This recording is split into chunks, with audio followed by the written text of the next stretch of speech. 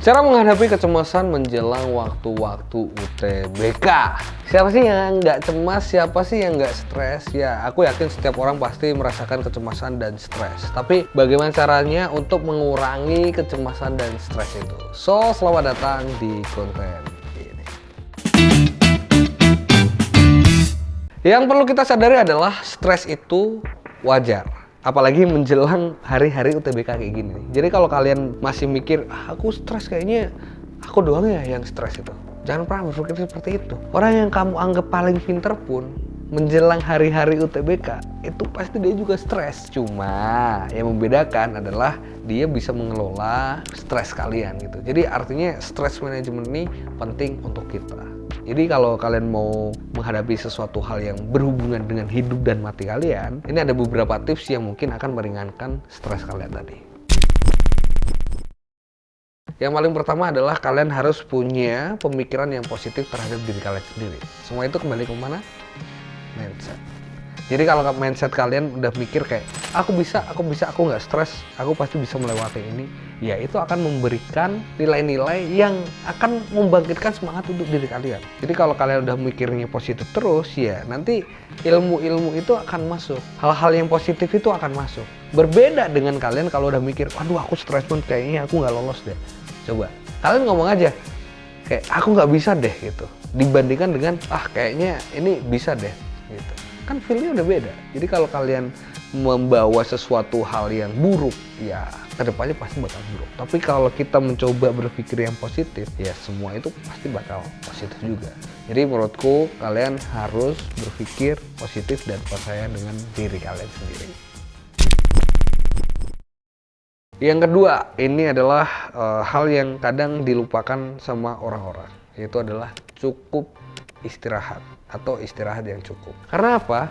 Ketika kita istirahat nggak cukup, itu nanti kestabilan emosi kalian juga terpengaruh gitu. Bayangin aja nih, kalau kalian lagi ngantuk atau kalian kurang tidur gitu, itu pasti emosinya sedikit kurang stabil gitu. Tapi ketika kalian udah istirahat dengan cukup gitu, ya kalian bakal lebih enak lagi gitu untuk menjalani kehidupan. Karena semua itu tergantung mood juga. Kadang kita lagi moodnya bagus buat belajar, ya semua itu masuk. Tapi ketika moodnya jelek, kurang istirahat, kurang tidur, yakin deh kalian bawaannya pasti cuma mau emosi mulu.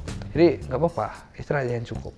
Nah, Bang, kalau aku istirahat mulu, gimana belajarnya gitu? Ya bukan berarti kamu tidur terus-terusan gitu biar nggak stres, tapi kamu juga harus mengalokasikan dirimu untuk istirahat yang cukup ya. Itu penting. Jangan sampai kamu itu mikir ambis terus, tapi kamu nggak istirahat. Nanti akhirnya malah burn out. Nah itu lebih susah lagi tuh. Keluar dari burnout itu jauh lebih susah daripada keluar dari hal yang membuat dirimu itu stres gitu. Nah selanjutnya ini berhubungan dengan pola kehidupan. Kamu juga jangan lupa makan. Tuh Bang, makan terus Bang. Enggak, kadang ada orang yang stres terus akhirnya nggak makan. Nah jangan memperparah keadaan stresmu itu. Karena apa teman-teman? Kalau kita mikir, itu sebenarnya membakar kalori kalian. Jadi ketika kalori kalian terbakar, ya kalian butuh asupan lagi gitu. Makanya kalau kalian lihat nih, orang-orang biasanya kalau meeting setelah makan atau di momen-momen makan gitu. Karena apa? Ketika perut kita udah aman, otak kita juga bakal aman. Ini analogi sederhana deh. Kenapa orang-orang itu pada rakus gitu? Ya gara-gara perutnya masih kosong gitu. Makanya hal-hal kayak gitu, basic kayak gitu, kalian harus paham. Jangan jadi orang yang serba dadakan. Dadakannya gimana? Dadakan belajar. Kalau kalian punya waktu yang banyak, ya ini tinggal pilihan kita aja. Kita mau memanfaatkan waktunya itu lebih panjang biar kita nggak stres, atau kita milih ya leha-leha dulu, santai-santai dulu, baru mepet-mepet, terus kalian belajar, ya endingnya bakal stres itu. Jadi kalau kalian semakin menumpuk beban kalian di waktu yang singkat, potensi stres itu bakal lebih besar. Tapi kalau kalian membagi di waktu-waktu yang lebih panjang, itu lebih enak lagi. Jadi istilahnya dicicil gitu.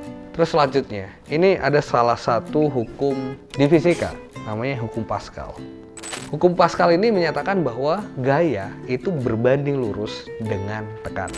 Artinya apa teman-teman? Ya kalian jangan kebanyakan gaya gitu. Jadi kalau kalian kebanyakan gaya, tekanannya juga bakal lebih gede gitu. Kalau kalian kebanyakan main, stresnya nanti kalau kalian belajar itu jauh lebih gede. Jadi untuk persiapan masuk perguruan tinggi ini ya kalian kurangin dulu lah. Gaya-gayaan kalian dulu. Mainnya dikurang-kurangin dulu. Belajarnya dibanyakin gitu. Karena ketika kalian kebanyakan gaya, ya bebannya jauh lebih besar gitu. Ya, tadi hukum Pascal. Gaya berbanding lurus dengan tekanan. Dan selanjutnya kalian harus mempersiapkan mental kalian, ya. Mental itu penting. Dan aku berharap kalian tenang dalam menghadapi ujian. Dan satu saranku, semakin mendekati ujian, jangan belajar. Gimana nih? Semakin mendekati ujian kok nggak belajar? Karena kalian harus mempersiapkan mental kalian. Kalau semakin mendekati hari H, kalian malah ngeforsir diri kalian, artinya kalian akan mengorbankan banyak hal, salah satunya kesehatan. Jadi semakin mendekati hari ujian, itu kalian harus mempersiapkan mentalnya dulu. Kalau kalian kebanyakan ngeforsir, takutnya waktu ujian kalian malah drop. Bayangin tuh, kalian seorang tentara yang udah lama latihan, tiba-tiba di hari H kalian perang, kalian jatuh sakit. Kan nggak lucu ya? Padahal latihan itu dipersiapkan untuk apa? Hari perang. Kalau hari perangnya langsung KO, ya buat apa? Kan gitu. Jangan pernah nge-compare diri kalian dengan orang lain. Rumput tetangga itu pasti lebih hijau, boy. Lebih penting kita melihat diri sendiri, melihat progres diri sendiri daripada kita harus nge-compare orang lain. Ya, kalian harus sedikit belajar tentang ilmu manipulatif lah gitu. Kenapa? Karena gini, banyak yang kita lihat di dunia ini, yang kita lihat wow, yang kita lihat keren, sebenarnya aslinya nggak kayak gitu.